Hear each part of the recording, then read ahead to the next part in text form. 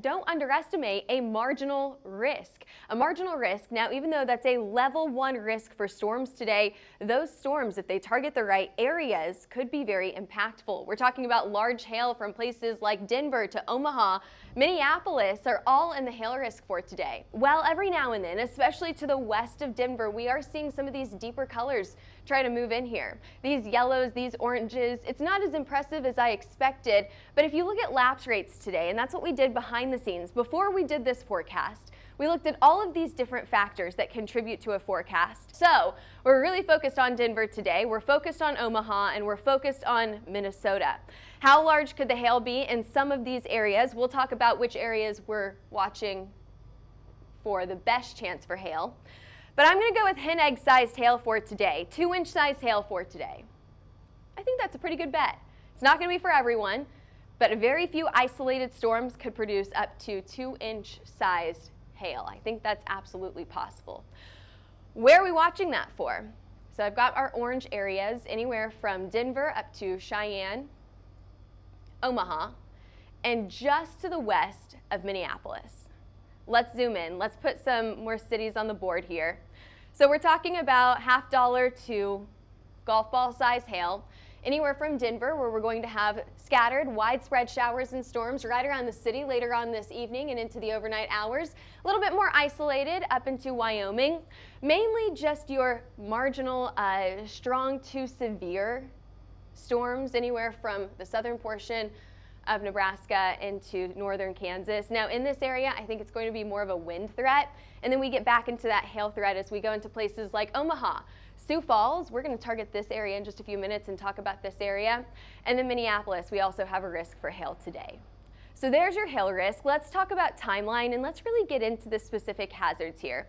We also have a wind risk. It's going to be a pretty low risk for most of us. 60, maybe 65 up to 70 mile per hour wind speeds are possible here. Pretty widespread for that wind risk. Your tornado risk today, very, very low. No significant tornado risk for today. That doesn't mean that you can't have an isolated warning or two, but we just don't have all the factors there to warrant a tornado risk. All right, let's get into timing. We're going to go through nationally first, and then we're going to get down into each specific area. We're going to talk about places like Denver. We're going to go up to Sioux Falls. We're going to talk about Minnesota as well. Let's start first. Let's just zoom down a little bit. Let's start with Minnesota. We've got showers and storms right now. We've got a few storms that are trying to hug I-29 here, and what it's going to do is it's going to hug I-29 until it gets into Iowa, and then it's going to start to curve a little bit farther to the east. There's your scattered showers and storms across Denver, which we'll get into the timeline here in just a few minutes as well.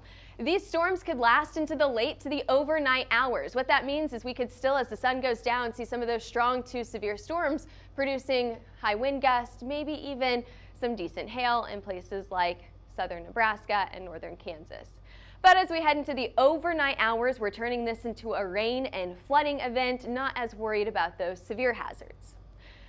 Now let's really get into Denver. Let's talk about that marginal risk today. You know, some of our most impressive storms that we've had in Denver have been in either no risk at all or a level 1, a marginal risk. So you can't ever underestimate a marginal risk, and I think this is kind of the weather's way of saying keep you on your toes, right? Denver right in the middle of that marginal risk today. They're highlighted in green. Let's break down the severe hazards right now. For your tornado risk, it's very, very low. The risk for a tornado in this area is extremely low today. I kept it at a 5%. Large hail, I put at a 40% chance. Now I put up to 2, maybe 2.25, just smaller than the size of a tennis ball. That's not going to be for everyone, but I do think one of those storms could produce some sort of significant hail. High wind speeds, that's almost a given. I probably should have increased that risk a little bit to a 50 to 60% chance, and the flooding, if we have any, will be very isolated. Let's talk about timing for Denver. Again, I put that 2.25, so just smaller than the size of a tennis ball for your maximum hail size. Now again, that's not going to be for everyone. Here pretty soon, you're going to see some widespread scattered showers and storms. Not all of those storms are going to produce large hail, but maybe one of those storms could produce some isolated large hail. Your chance for quarter-size hail, yeah, pretty impressive. We've got a moderate risk there. And then the larger the hail, the lower that risk goes. Let's go ahead and go to your timeline. 4 o'clock this afternoon into the overnight hours, so you have your evening commute, you have Friday evening plans. Watch out for rain. You're definitely going to get rain across all of the Denver metro here. Fort Collins to Perry Park, it looks like we have a high chance for showers and storms this evening. You can see right here, 3:15, those storms are approaching from the west. Let's continue to watch these storms as they track to the east. Not just one round of storms. Maybe you get a break. You get a break for enough time to go out to dinner, and then more storms coming in as we head into sundown, or a little bit after sundown. What is that, 9:30? The sun's down at that point. It's dark at this point. Continuing through the overnight hours, you may have another strike of lightning, rumble of thunder, but for the most part, those storms will be done after midnight. Let's now move up to places like Sioux City, Omaha. We have a marginal risk in this area as well. So we're talking about Sioux City. So here's Sioux Falls just to the north, Sioux City, there's Omaha, and then there's Iowa. I know that we're really zoomed in, so I'm trying to get you adjusted to where we are. So there's a nice storm, 5:30 this evening. Let's continue into the overnight hours. A little bit more widespread, more storm development as we head into the evening, late evening hours after dinner. So if this storm doesn't produce anything interesting, wait until after dinner. You could have a few more storms develop, and maybe that will hit in Omaha.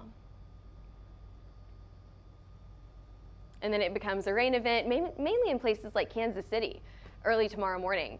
We also have a very low wind event possibility in places like Phoenix and Tucson this evening. 60, 65 mile per hour wind speeds are definitely possible in this area.